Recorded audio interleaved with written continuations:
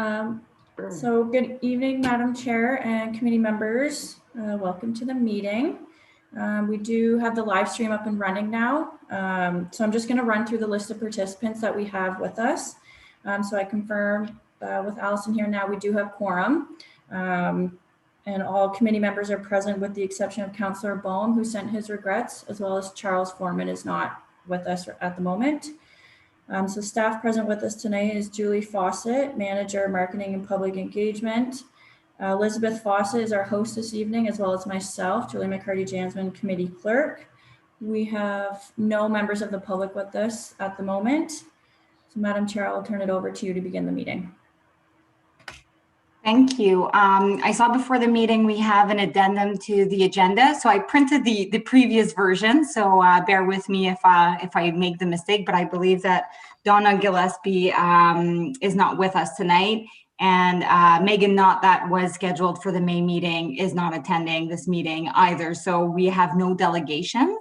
Oh. So knowing with the addendum of the agenda, could we have the approval of the agenda? I'd ask for someone to put the motion forward and then someone to second it. I still don't have the word right. So John for putting the motion forward and Councillor Usharoff for seconding it. No, I still don't get it.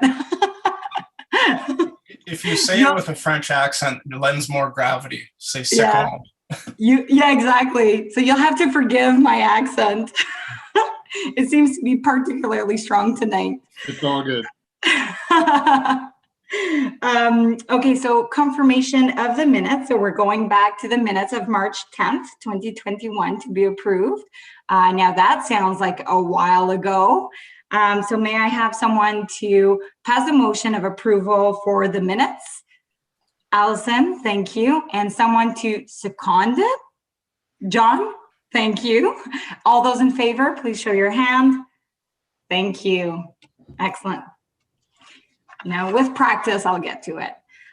So we are moving all the way to the briefings with Ms. Julie Fawcett. Thank you very much for being with us tonight. And we'll be talking about the communications and customer experience update. The floor is yours. Hello, everyone. Thank you very much for having me tonight. Just gonna get my screen set up here. There we go. Okay, super. Thank you. Very nice to meet all of you. And I just wanted to say thank you for having me. And the purpose of this, the short presentation is to provide some examples related to the Communications and Customer Experience Update Report. It has been some time since our last update, and there have been some changes to our work, particularly due to the COVID-19 pandemic. Next slide, please. So a wide variety of tactics and channels are used to make a best effort to reach as many residents as possible. And certainly the goal of communications is to inform residents not only about city news and updates, but also public engagement opportunities. We work in partnership with every single city department to communicate with residents using a variety of methods. Next slide, please. So we really try to meet people where they are, including providing service in person, online, or over the phone. And this is keeping in keeping with the city's commitment to serve residents. So customer experience provides these services, and the customer experience agents offer first point of contact support for customers requesting information or assistance to everything that the city provides. Next slide, please. So these two divisions, communications and customer experience, work together to create a continuous feedback loop between the city and residents. This is really important because we're pushing out information through our communications, and we want to make sure that whatever we're pushing out is really resonating with our residents. We really make sure that we work really closely together, and we certainly want to offer quality service delivery for all residents across multiple channels of interaction. Next slide, please. So now I'll actually offer some concrete examples of how we're doing some of this work in our community. Next slide, please. So owned media. So what is this? Owned media means tactics that the city creates and disseminates ourselves. So some examples of this may include email updates, website updates, and mailed items such as tax bill inserts. As well, the city posts content to widely visited sites that many of us are familiar with, such as LinkedIn, Twitter, Facebook, and Instagram. And we also respond to inquiries on those platforms as well. Next slide, please. We're also always looking for new ways to reach residents. So this is certainly top of mind. One example that's pretty new is the Tell Me More podcast. And this podcast can actually be downloaded and then listened to, on your phone anywhere you are. We're actually just released our 4th episode. And this is a little snapshot here of an episode that was released last month, featuring the Third Crossing naming campaign and staff member Jennifer Campbell. I highly recommend this podcast. It's very good. Next slide, please. So many of you have probably seen these outdoor signs. They have proved to be very flexible and effective and can be posted throughout urban, suburban, and rural areas. This is an example that shares the website for the City of Kingston COVID page, which we've used fairly regularly throughout the past year. Next slide, please. Print media is very important and is used on a weekly basis, including an ad in the free weekly publication Kingston This Week. Specialty publications are also used when appropriate. And here is a snapshot from one of our weekly ads that we have that are free to residents. And this is driving people to sign up for our COVID-19 email newsletter. Next slide, please. So for public engagement, it's important to offer a variety of ways for residents to offer feedback. So as you can see from the screenshot from Get Involved Kingston, residents can submit feedback online or email the individuals directly. Customer experience agents can always receive feedback in person or by phone. So that would mean that if you wanted to, fill in a survey and you didn't have internet access, you can always call customer experience and they will actually walk you through that process over the phone or in person. Next slide, please. So as many of us are aware, virtual engagement was introduced last year and has helped to offer opportunities for participation to residents. If members of the public don't have broadband access, they are able to participate by phone, and the sessions are captioned and uploaded to YouTube if they want to watch them at another time. Next slide, please. So Contact Us is offered Monday to Friday, 8 a.m. to 5 p.m. and counter services have been expanded to complement City Hall with 4 additional customer service hubs. This includes Artillery Park, the Invista Center, Rideau Heights Community Center, and the soon to be open Kingston East Community Center. Next slide, please. And this is a photo of one of our customer experience agents, Marguerite, from her desk at the British Wig building, answering queries via email or phone. Next slide, please.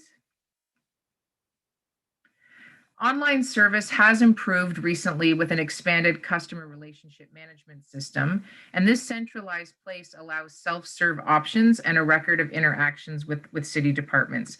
This is really important because if I call or email someone with a question and it's logged through our customer relationship management system, it allows various people to be able to actually action that item and then close it out so that the resident has a record of that interaction, which is really, really important. Next slide, please. So I welcome any feedback or suggestions to ensure we continue to improve our services to residents, and certainly any input that you have tonight or any time to help us reach rural residents. I would love to hear from you, and thank you very much for your time. Thank you very much for your presentation. So I will open up the conversation and the discussion for comments and questions from members of the committee. Hi, Charles. Right on time. So, Madam Chair, I will put a question right to Julie. Yeah, I think it's been a marked improvement. We saw it especially with the open air fire bylaw and getting rid of the option where you could only pay a fee to get a permit. But I'm wondering though, what are the repercussions for a member of city staff who just doesn't act on requests or ignores it or sends a cursory reply and doesn't follow up? Because really, like this is all in the interest of accountability, but accountability without any substance behind it is really just lip service. So I certainly can't respond to anyone specifically, but I do know there has been through customer experience. So Natalie Lacan Elwood is the manager of that group. They have really, really prioritized trying to log service requests through the customer relationship management system and to try to close those within 3 business days if possible. And they also have they added a customer survey in, I believe it was Q2 of 2020, to try to make sure that whenever something is closed, that the customer can actually respond and say, how was their service? And the results from that survey are actually acted upon.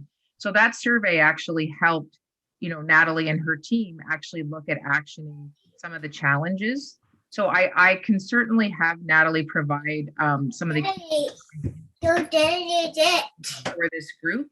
But I think it's a really, really important question and something that certainly I can provide that afterwards. And, it's a very big priority for us to be able to get back to people as soon as we can with the correct answer if possible.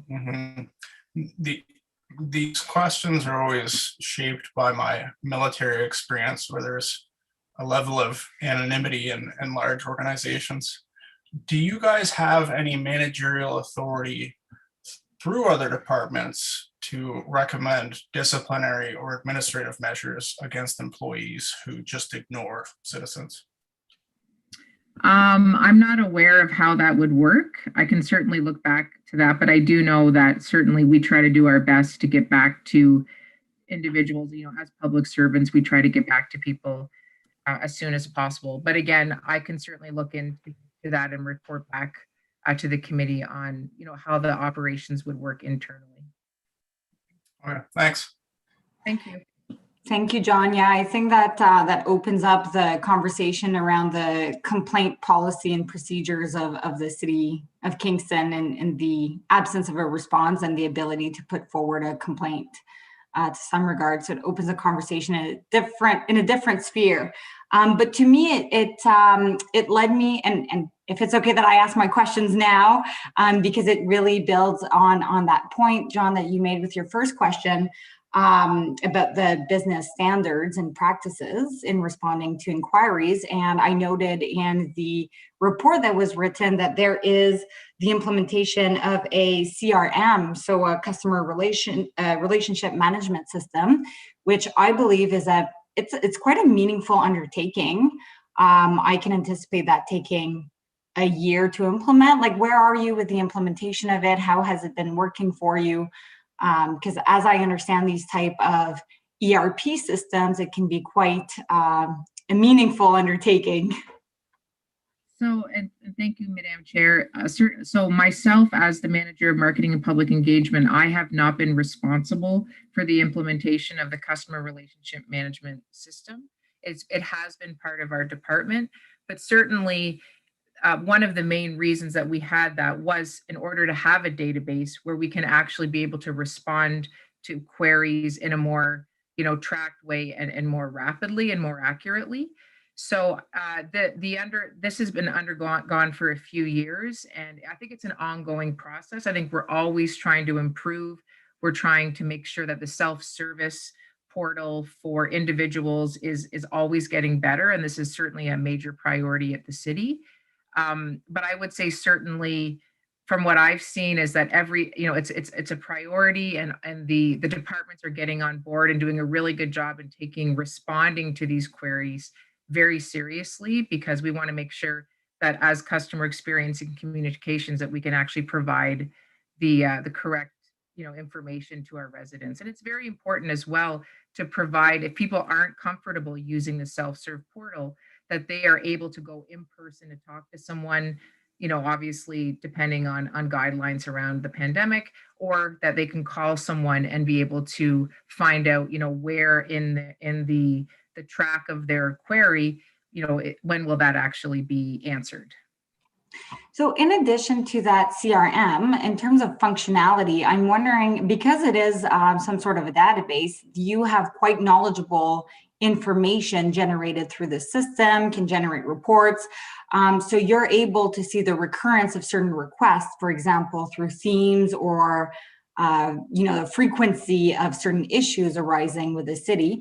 Do you have the ability to filter and sort that from, the rural versus urban perspective, perhaps even also the language of choice for citizens to be represented upon? So French interaction, English interaction, stuff like that. So just curious to know what degree of information you have in that data, if you are using that data to build future communication, things like FAQs and posters, because we know that we've received 500 inquiries last year about tick management or things like that. So just curious to know how you're using that database to inform future and current communication strategies. Well, that's a great question. And certainly in my experience, we have a weekly meeting where we actually, hear from the customer experience team to understand, what some of their queries might be. And so, for example, we would say, maybe one of the staff would say, oh, last week or the past 2 weeks, we've had a lot of queries about, recycling. And we're wondering if maybe there's something that we're not doing. So it really helps because we're able to actually look at the data generated from the customer relationship management system and then actually adjust our communications to, address issues like, maybe we need some more tick education, as you said, or something like that. So it's a really valuable, when I talked in the presentation about that feedback loop, it's so important because as communications, we're pushing out information, but what's equally important is understanding from people, what are they wondering about? What are they confused about? What questions do they have? And then we can then respond and adjust those communications plans and tactics. So I think that's something that's very, very valuable. And certainly the more data we have through this system, the better we can actually customize, how we're sharing messages, what messages we're sharing, and kind of to whom we're targeting those. So yes, thank you. That very, very good question. It's been really valuable tool for us to use. Thank you so much for that. I mean, I think the use of data is really the present and the way of the future to understand the needs. But we also know that most often than not, people will reach out to the city because there's an issue, there's a challenge, or there's a complaint of some sort. There's something that hasn't been done. So I fully realize that perhaps you may not have a lot of praises through the system. So while realizing that, I'm wondering if there is any interest or desire or feasibility in sharing some of that data or information in the aggregate format with us, so that the committee can build its own knowledge around what is the rural type of things that arise through the customer experience perspective. So if you do have this type of information through the CRM and it can generate reports, so I'm speculating here because I haven't seen your system, right? So speculating that you have access and you can generate reports, what does it look like? Who are our rural citizens and what are they complaining about? I don't want to say complaining, but what are the inquiries that they're putting forward? I think that would be really valuable for us to keep our finger on the pulse of the rural life to some regard as a rural committee. Well, I can certainly bring that back to the team and hopefully at a future meeting, provide, maybe there's a dashboard that can be shared, or that's really great to have insights into, some of the, as you said, queries or the needs of that community specifically. So I can certainly work with my team to find out what options are there for reporting. And I think it's great to have others interested in this data because we live and breathe it. It's really important to us. So I think it would be welcome to be able to share it with you and your committee. That would be wonderful, and it could help us. It could help inform us of our own annual work plan that we put together. Where annually we love to keep the winter road maintenance update on our meeting agenda, but what if this is not really what people want to talk about? What if there's something else that arises through your lens that might be something that can really inform this group moving forward as well? So I think there's a lot of opportunities, but I'll let you discuss that with your team, hoping that we can connect again, because I think this could really be a fantastic tool to move forward. But now I'll let other people of the committee speak. Councillor Usharov, I saw your hand, please. Yeah, thank you. And through you, Chair. Thank you, Julie, for your presentation, and good questions all around.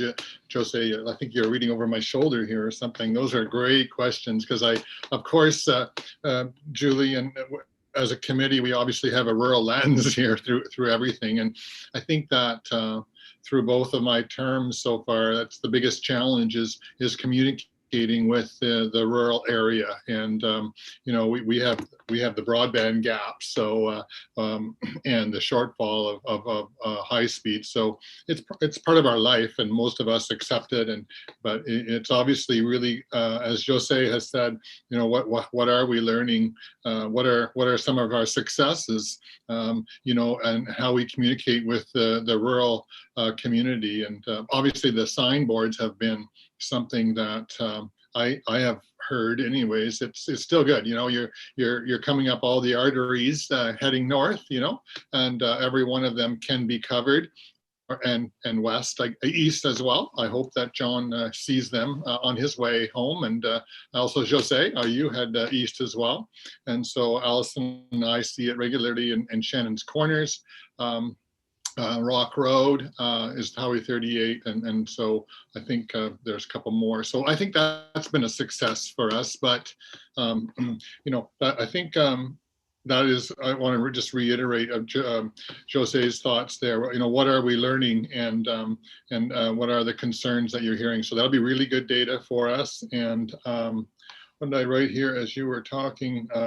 So what is working? That's really something that we want to keep focusing on as a committee, because and hearing from you guys, because I commend you all for the work you're doing. And to John's question, if there is a concern, I'm happy, John, to help you as well. If there is an obvious blockage somewhere, I know this department a little bit that Julie's part of, and I know the intention is to be successful, and I can't imagine any one individual would not be doing their job. So I will speak highly of them, because I believe they are doing a great job, and though I guess there could always be a problem. I wanted to ask a really dumb question, Julie, because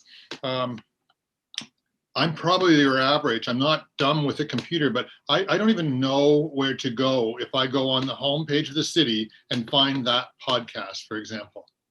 Like, if I go to the city of Kingston, I know it's probably not the right time, but the fact is I don't know where to go. Even though you said it's a podcast, I don't think I could find it. So what clues do you give to say, this is what you do? This is how simple is it for a rural resident like me to actually, I'd love to see that podcast. So certainly that's not a dumb question. And I would suggest that, there's many ways to find information. Certainly the search bar in the website is always really great. So if one wanted to go put in, podcast, look up that. Another thing that we, try to encourage many of our residents to do is to sign up for our email newsletters. And email is great because, everyone usually is checking their email. If you don't have access to a computer on a regular basis, maybe you'll be able to check it on your phone.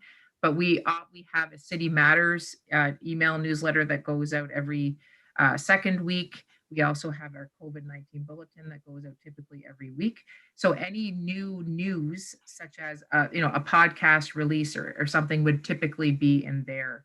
So I think some of these questions are really important. We have a lot of information that we're putting out on the daily basis, particularly during the pandemic, and it's not always easy to find what you're looking for. So some of these kind of questions, and maybe helping us be able to make it easier for residents like yourself who would like to find the podcast is really valuable feedback. Yeah, so I did just what you said. I guess I'm revealing that I'm not super confident, but I'm not. I just punched in City of Kingston podcast, and then it gives me some links here.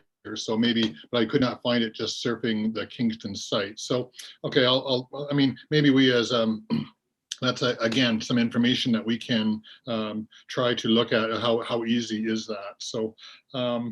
To do those things. So is there any other, like the rural lens is so important for us and for myself as a counselor, do you have, like I just saw that one picture of the farm, do you have anyone there who's from the rural area and kind of relates in a media mentality? Because I think the rural area is, I don't want to say it's forgotten, but we're so urban centric, and I would really want to encourage you, if one person has got some country blood in them who really does get what we're about, wouldn't that be great if you could, embed that in your work, a rural component, which is the largest area of the city, and we're learning a significant contributor to the city.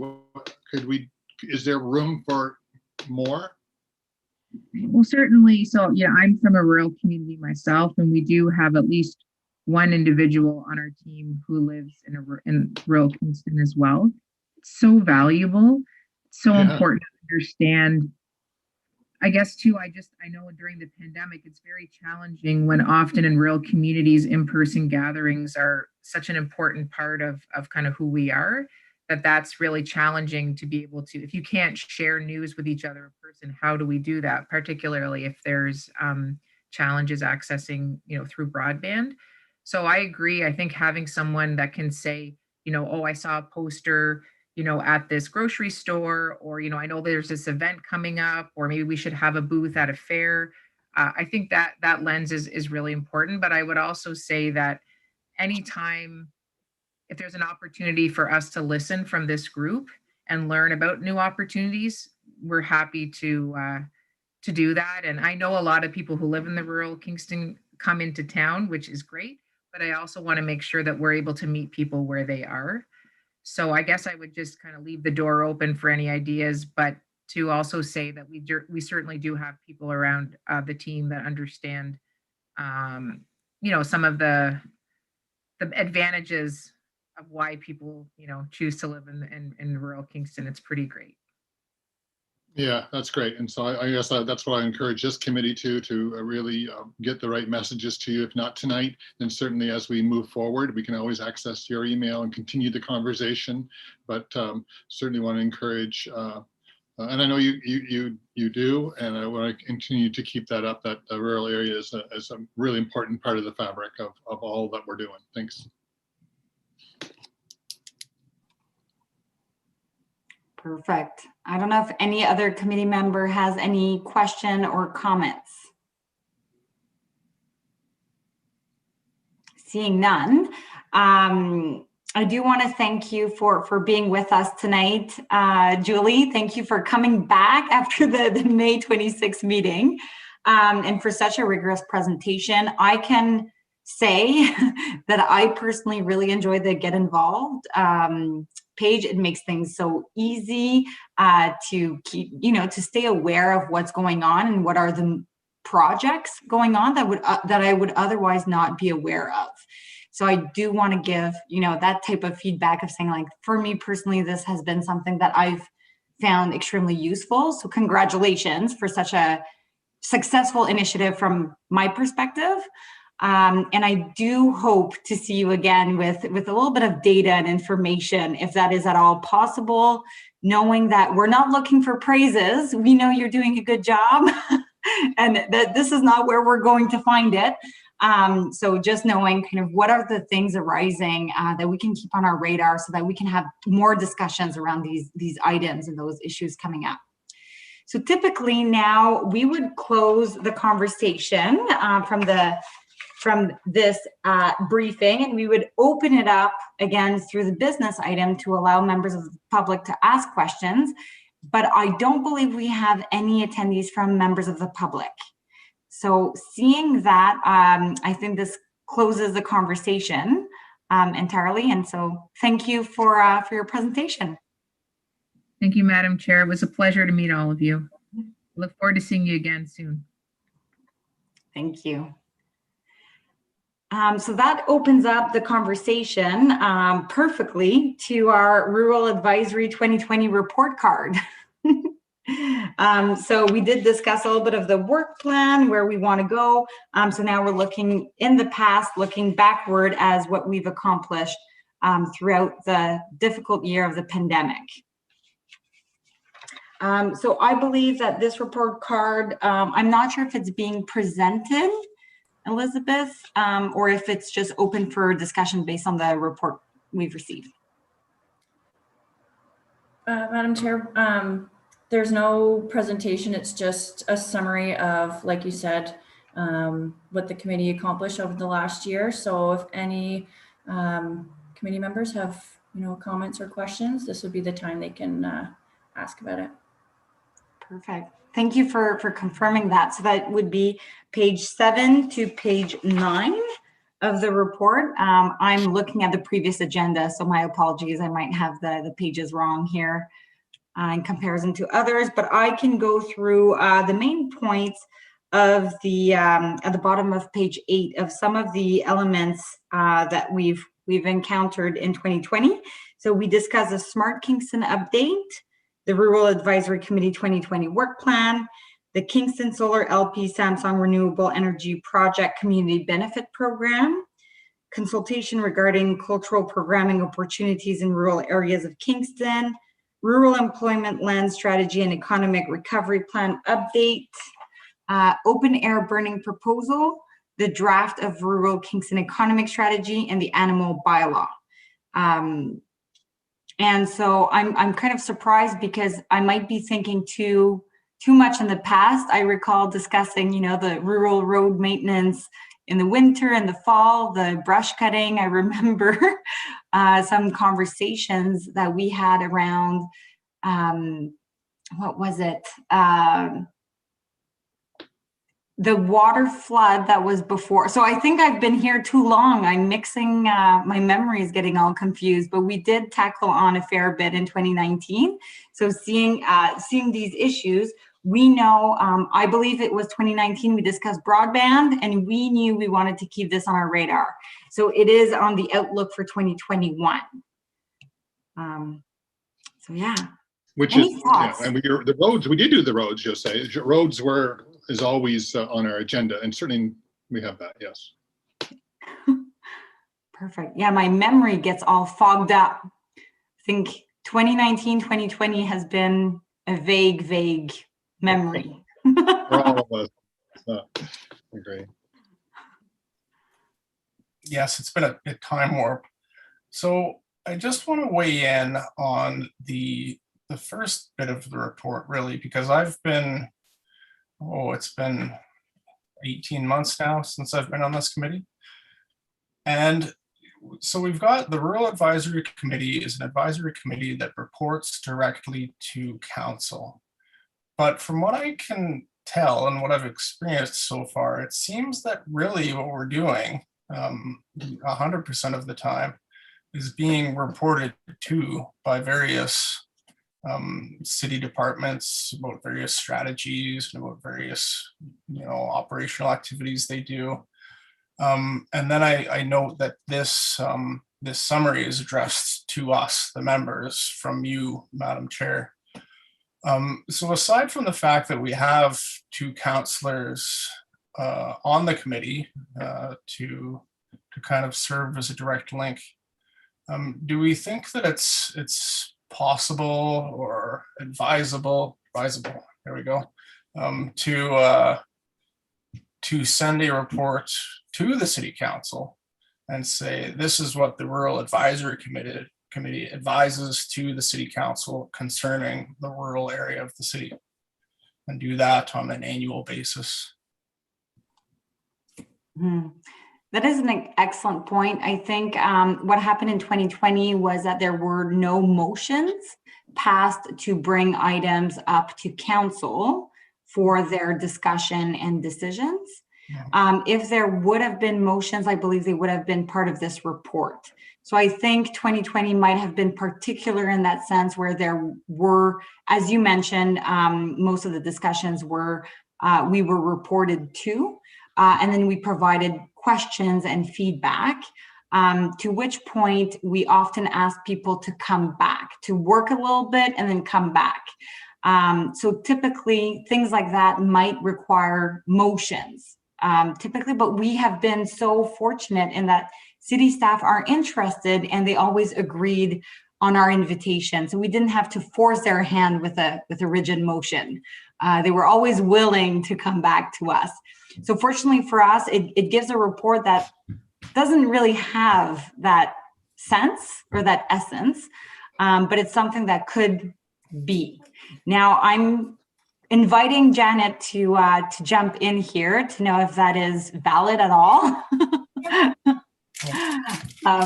Because there might be some more truth, or some more depth than what I'm saying. But I believe that perhaps with 2021, with more active discussions on broadband, which is really, and the Smart Kingston, some of these things might open up for more motions to be put forward.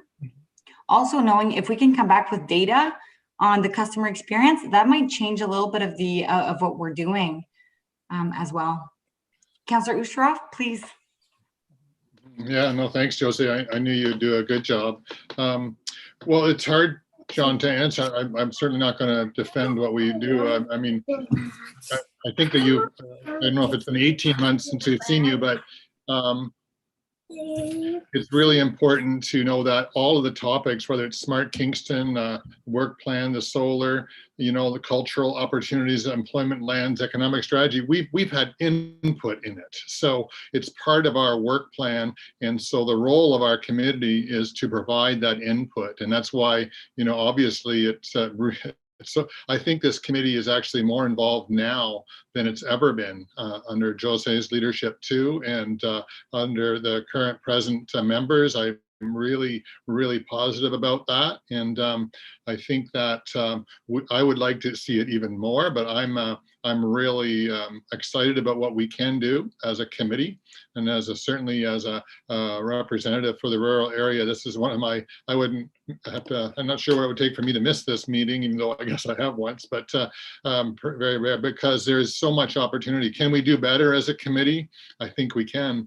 But when we have as much input as possible, when we attend, when we get involved, and when Jose calls an emergency meeting, I only hope for better and for more. But I believe that we've turned a corner, this committee, and it can be involved in so many. I think I hear it from Janet. I hear it from other members of the city, how pleased they are to see the role we're starting to gain and be involved with. So there is a lot more to do. As a counselor, I feel very lonely sometimes. It's a big area and there's so much to do. It's completely full time for me. It's 100% of my time. And but I value you people and what we're doing. And, I would love to see us have some kind of roundtable more often. I'm not even sure how we could do that. It's probably not allowed by the city bylaws, but I would love to have a committee like this to be like an advisory to me, but I'm not sure that's allowed. Go ahead. Please, Allison. Thank you, Councillor Usharov. Thanks, Madam Chair. Just to follow up on your request for data within the outreach to get more information about what the customer experience is, and that could very much shape and guide what work we do here on the Advisory Council. But further to that, just something that I felt we didn't get a lot of information on, and it's a pretty important concept, and rural economic development. And I remember the presentation, and I don't know if it was sort of between 2019 and 2020 when we had that presentation, and I think it might have been, but there was a mention once upon a time about rural business parks, and I don't feel we have enough information on some things, such as getting feedback through the customer experience and finding out what people are asking questions about. But that particular issue might provoke a motion from this council if we had more information. And I would really love to see more information, because there was some pretty big ideas thrown around. We were reported to on that topic, but there hasn't been any follow-up. And I think it's such an important issue that impacts so many aspects of people's lives living in the rural area that I think, it might solicit or provoke a motion from this group, but we need more information, I think. Thank you. Yeah, I definitely love hearing that, because on the outlook of 2021, we kept at a very prominent space the rural economic development strategy. So I'm hoping that when this comes in the next little while, so 2021 is only here for another 6 months. So in the next 6 months, we might have more movement on that front, and perhaps we have to be very intentional and meaningful in how we read the report and the comment we provide, and seek opportunities to perhaps pass motions in a way that would serve our rural community best. I think reflecting back, and that is a point that I think, Allison, you've raised on a few occasions, of collaboration or synergies with Frontenac County. I think not necessarily stakeholders engagement activities, but some sort of keeping that on our radar of, building friendship so that we can leverage on each other's strengths and opportunities, because there are a lot. So I know from discussions with city staff, we are very well served. So I do want to give full credit. We are very well represented with city staff, and some of the things that they have been doing is getting or trying to find ways to get the city of Kingston on some rural provincial tables of discussions, for example, or certain things like that. So constantly looking for opportunities. So things might move, but I think with COVID, everything slowed down. So I think there's a little bit of a lag that we're kind of carrying forward. But let's keep our eye on that rural economic development strategy conversation. And I think that the broadband conversation and the Smart Kingston update are going to be very, very good for us. I hope that helps. Yes, Councillor Schroff. Yeah, no, I appreciate Allison's question. There's lots.